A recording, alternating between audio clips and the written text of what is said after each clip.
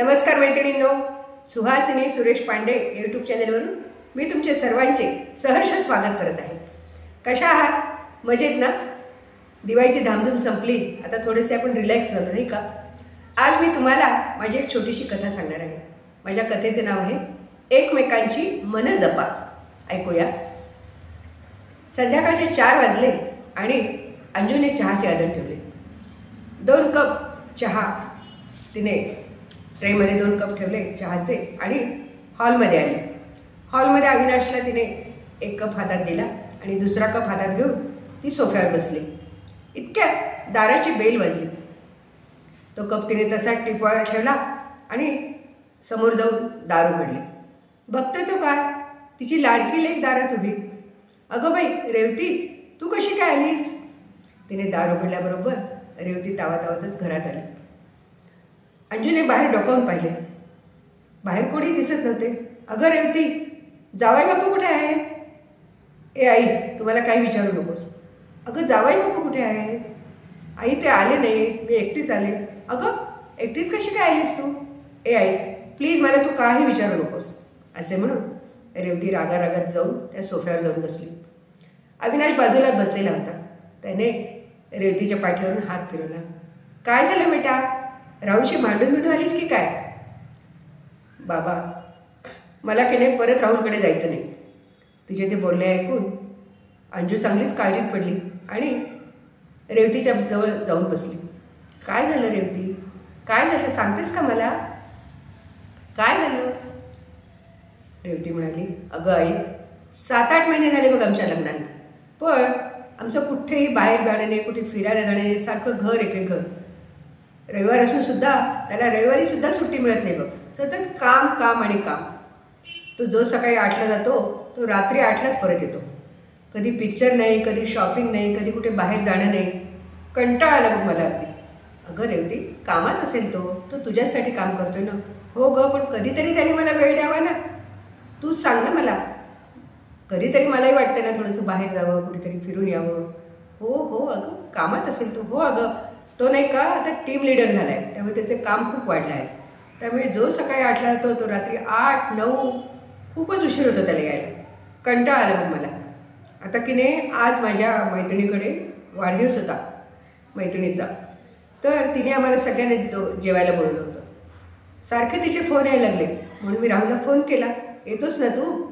राहुल म्हणाला, हे बघ मला अजून 2-3 तास लागणार आहे, तू आपली एकटी जाऊन ये।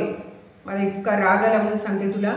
मी सरळ टेबलावर चिठ्ठी लिहून ठेवली, दाराला लॉक केलं आणि 12ची ट्रेन पकडली आणि लगेच आले बघ इकडे निघून। अगं असं काय न सांगता निघून आलीस तू? अंजू म्हणाली, असं करू नये बेटा। ए आई, तुम्हाला काही सांगू नकोस। अविनाश पण एकदम वैतागला, न सांगता येऊ नये बेटा, त्या राहुलला काय वाटेल, तो तुझी काळजी करेल ना। नाही बाबा, मी चिठ्ठीवर सविस्तर लिहून ठेवलं आहे की तुम्ही काम करा, मी जाऊन येते, असं मी सरळ लिहिलं आहे।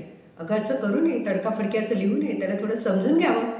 अंजू म्हणाली, ए आई तुम्हाला काही सांगू नकोस। आई ग, आमचे असे की नाही 2-3 दिवसाला सारखे खटके उडतात बघ। का ग, तू का बरं समजून घेत नाहीस त्याला? अंजू रेवतीला म्हणाली, आई मला प्रश्न पडतो, तुमचं एवढ्या लग्नाला 40-45 वर्ष झाली ना आई बाबा तुमच्या लग्नाला, तुमची भांडणं होत नाहीत का ग कधी? अंजू हसून लेकीकडे बघायला लागली। तिच्या प्रश्नाने अंजू एकदम कावरी भरून झाली। अगं रेवती, तू ऐकणार आहेस का माझं? मी 4 गोष्टी तुला सांगू इच्छिते, तुला जर वेळ असेल तू ऐक, बस बघू जरा शांतपणे। रेवतीला तिने सोफ्यावर बसवले, थोडंसं काहीतरी खायला आणून दिलं। ते खाल्ल्यावर थोडंसं रेवती शांत झाली। मग अंजू म्हणाली, ऐक बेटा, हे बघ मी ह्यांच्यासोबत लग्न केलं ना, तो माझा साथीदार झाला। मी त्यांना जन्मभर साथ देण्याचं ठरवलं होतं, हो की नाही? आम्ही अगं लग्नाच्या अक्षता पडल्या आणि आम्ही एकमेकांना माळा घातल्या आणि सप्तपदीची पावलं चाललो, तेव्हा आम्ही एकमेकांच्या आणावाक्या घेतल्या की आम्ही सुखदुःखात एकमेकांना साथ देऊ, आणि हे शब्द आम्ही पाळले। आम्ही आमच्या पतीला साथीदार मानतो। तुम्ही काय करता हल्लीच्या मुली? तुमच्या नवऱ्याला मित्र मानत नाही, साथीदार मानत नाही, तर पार्टनर मानता। प्रत्येक गोष्ट तुम्ही विचारपूर्वक वागत नाही, त्याचाही विचार तुम्ही केला पाहिजे नाही का? अंजू तिच्याकडे बघत राहिली. अगं, पूर्वीच्या काळी कसं होतं, एकत्र कुटुंब पद्धती, आमचे सासूबाई सासरे घरात असायचे, तर आम्हाला प्रत्येक गोष्टीत वाटायचं की आपण त्यांना राग येईल असं नाही केलं पाहिजे. प्रत्येक गोष्ट आपण ऐकली पाहिजे, समजून घेतली पाहिजे, सासू सासऱ्यांची, नवऱ्याची, असं आमच्या मनाला वाटायचं. आणि आम्हाला कधी असं राग वगैरे कधी येत नव्हता. हल्ली जो तुम्हा मुलींना इगो आहे ना, प्रत्येक गोष्टीत इगो, तो इगो हा शब्दच आमच्या शब्दकोशात नव्हता. बघ, प्रत्येक गोष्टीत जुळवून कसं घ्यायचं हे आम्ही बघत होतो. हल्ली तुम्ही मुली कसं करता, जुळलं तर बघू असं म्हणता. तुम्ही एकमेकांचं ऐकून पण घेत नाही. थोडं प्रत्येकाला वेळ द्या ना. तू अशी तडकाफडकी निघून आलीस, त्याला काय वाटलं असेल याचा तू विचार तरी केलास का बेटा? अंजू तिचं मन लावून ऐकत होती. हे बघ बेटा, जर दोघांचा संसार सुखाचा व्हायचा असेल तर एकमेकांची मनं जपली पाहिजे. त्याला काय वाटते हे तू ऐकलं पाहिजेस, तुला काय वाटतं हे त्यांनी ऐकलं पाहिजे आणि थोडासा वेळ दिला पाहिजे. फक्त 7-8 महिने झाले तुझ्या लग्नाला आणि तू एका क्षुल्लक कारणावरून अशी घर सोडून निघून आलीस. असं नाही करावं गं रेवती. त्याला काय वाटलं असेल, त्याच्या जेवणाची खाण्याची सोय, घरी आल्यावर तो तुला 2 शब्द बोलू शकत असेल शांतपणे, कोणाला गं तो बोलणार, याचा विचार केलास का तू? रेवतीचे डोळे डबडब पाण्याने भरून आले. खरंच गाई, खरंच मी याचा विचार केला नाही. हे बघ रेवती, असं करू नकोस. तू त्याचा विचार कर. तो जरी कामात असला तरी तो तुला त्याचं काम झाल्यावर वेळ देईलच ना. तो करतोय कोणासाठी? तुझ्यासाठी तर करतो ना नोकरी. असं करू नकोस. तुम्ही एकमेकांना वेळ द्या. प्रत्येकाने एकमेकांची मनं जपली पाहिजेत आणि एकमेकांवर विश्वास हवा. आमचा कसा दोघांचा एकमेकांवर विश्वास आहे, हा विश्वास असणं अतिशय आवश्यक आहे. हा विश्वास तडेला जाऊ देऊ नये. आणि खरोखर एकमेकांना जर तुम्ही वेळ दिला, त्यांचं जर म्हणणं ऐकून घेतलं तर तुझ्याही मनाला पटेल. काही तुझं चुकत असेल, काही त्यांचं चुकत असेल, पण दोघं एकमेकांना समजून घ्या ना, वेळ द्या ना एकमेकांना. हो आई, तुझं म्हणणं खरंच मला पटलं. बाबा, मी जाते आजच. तुम्ही नाही का लगेच मला ते ट्रॅव्हल्सचं तिकीट बुक करा. बघा बरं, तुमच्या लॅपटॉप काढा आणि बघा, तिकीट बुक करा मला रात्रीचं. अंजू म्हणाली, अगं रात्री कशी जाते? तू काय कर, आधी फोन कर राहुलला, येते म्हणून सांगू द्या. नाही नाही आई, फोन नाही करत मी. तो सकाळी जातो ना 8 वाजता. मी ट्रॅव्हल्सने रात्रीच्या जाते. पहाटे 3-4 वाजता पोचते बघ मी घरी. आणि तो जायच्या आधी मी त्याला सरप्राईज देते. जाते मी आता. खरंच माझं मन रमत नाही आहे. रेवतीने डोळे पुसले आणि आईच्या गळ्यात पडून रडायला लागली.